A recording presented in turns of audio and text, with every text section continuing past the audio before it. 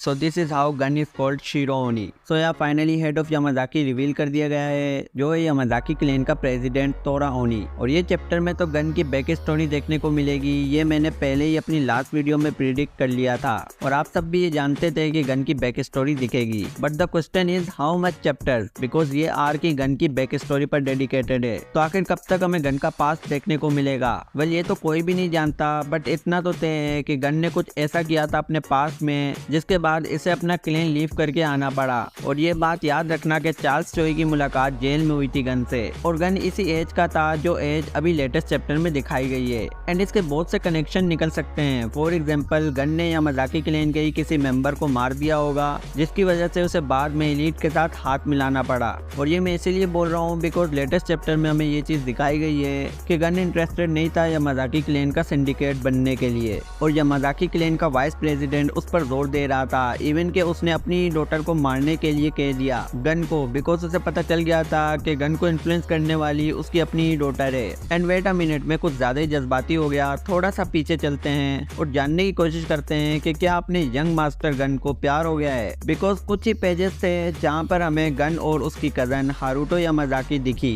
और उनसे दो प्यार करने वालों की वाइब आ रही थी। एंड आई डोंट नो कि आपने ये चीज नोटिस की या नहीं, बट भाई यही है अपनी भाभी जिसके प्यार में गन पड़ेगा। और ये गलत फहमी में ना रहना कि चैप्टर की लास्ट में जो यामाजाकी क्लैन के वाइस प्रेसिडेंट ने गन को चाकू दिया था अपनी डॉटर को मारने के लिए, तो ऐसा हो ही नहीं सकता कि गन उसकी बातों में आकर ये काम करे। और मुझे तो ऐसा लग रहा है कि गन इसको ही टपका देगा। एंड हर लव स्टोरी की तरह इसकी भी एंडिंग सैड ही होने वाली है। स्पेशली लुकिज्म में हमने ये चीज देखी है कि हर कैरेक्टर की सैड बैक स्टोरी है, और हमारा मेन कैरेक्टर डेनियल है जिसके पॉइंट ऑफ व्यू से हमने लुकिज्म के यूनिवर्स को एक्सप्लोर किया है। बट लेटर हमें ये देखने को मिला कि यहाँ तो कितने सारे लूजर्स हैं जो अपनी ही परेशानियों से जूझ रहे हैं, और इनकी लाइफ तो अपने डेनियल से भी ज्यादा झंड है। एंड आई थिंक ये कहना गलत नहीं होगा कि अगर लुकिज्म में हम डेनियल को निकाल दें तो मेन कैरेक्टर गन बन सकता है। इस बंदे में मेन कैरेक्टर वाली सब एबिलिटीज हैं। एंड देखो लेटेस्ट चैप्टर में जब वो बोर्न हुआ तो उसकी आईज ऑलरेडी ब्लैक थी, एंड 5 साल की एज में वो अपने टीचर से ट्रेनिंग लेकर उनसे बेटर बनना शुरू हो गया था।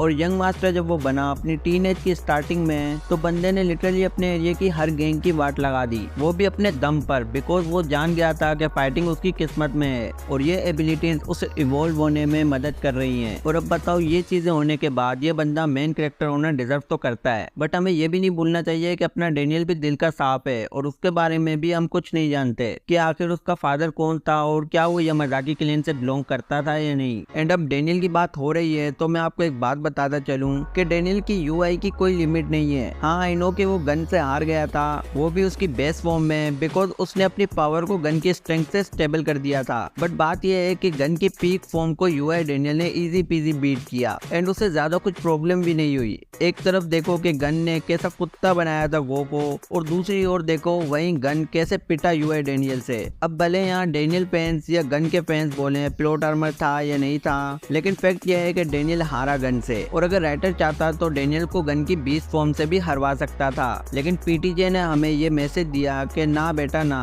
अभी यूआई डेनियल की पीक तो हम फैंस ने देखी ही नहीं है। एंड मेरी नजर में तो वो स्टिल अनडिफीटेड है स्ट्रेंथ के मामले में, बिकॉज अब तक कोई भी ऐसा फाइटर नहीं आया जिसने यूआई डेनियल को अपनी फुल स्ट्रेंथ पर हराया हो। और हम तो कोई लिमिट भी नहीं जानते कि ये बंदा कितना आगे जा सकता है। जरा सोचो कि लेटेस्ट चैप्टर में हमें ये चीज बताई गई थी कि यामाजाकी हारे हैं गैब्रियो किम से, और जरा देखो गन के फादर को, ये बंदा लिटरली बीस्ट है और उसे हराया था गैब्रियो किम ने अपनी पीक पर। और तो और उसी प्राइम गैब्रियो किम को देखते हुए जिन यूंग पार्क ने इतनी बड़ी बात कही थी कि वो गैब्रियो किम को यूआई डेनियल से लड़ते हुए देखना चाहता है। अब क्या तुम्हें पता है कि ये कितनी बड़ी बात है कि प्री जनरेशन के लेजेंड को यूआई डेनियल से कंपेयर किया जा रहा है? ये शायद मैंने उल्टा बोल दिया, बट बात यह है इवन कि उस टाइम वर्कर्स में भी डेनियल बस खेल रहा था सभी फाइटर से, कोई भी उसके आसपास नहीं था। और मेरे ख्याल से बात की जाए पावर की या फिर स्ट्रेंथ की, तो इस मामले में करंट टाइम पर यूआई डेनियल के आसपास भी नहीं है कोई। बट हाँ मजा तो आएगा जब गीटे किम और यूआई डेनियल का बैटल देखने को मिलेगा, बिकॉज उस बैटल में यूआई डेनियल अपनी पावर को स्टेबल करेगा गीटे किम की स्ट्रेंथ से।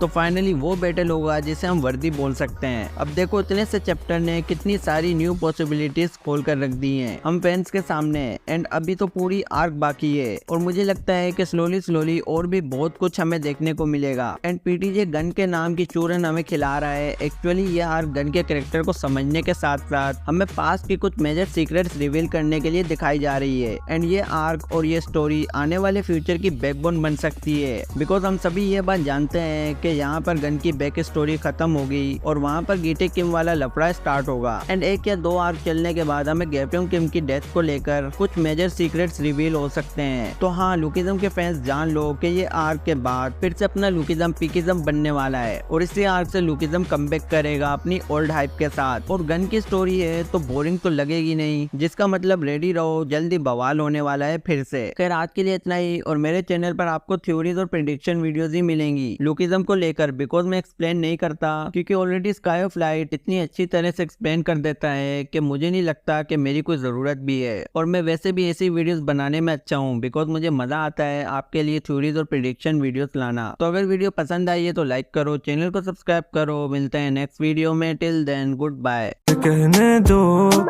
बातें हमारी वो सारी जो कहनी थी तुमसे सभी, बहने दो आंसू ये यादों में तेरी, क्यों ना सुनी किसी ने भी हमारी दास्तां, ना जाने कब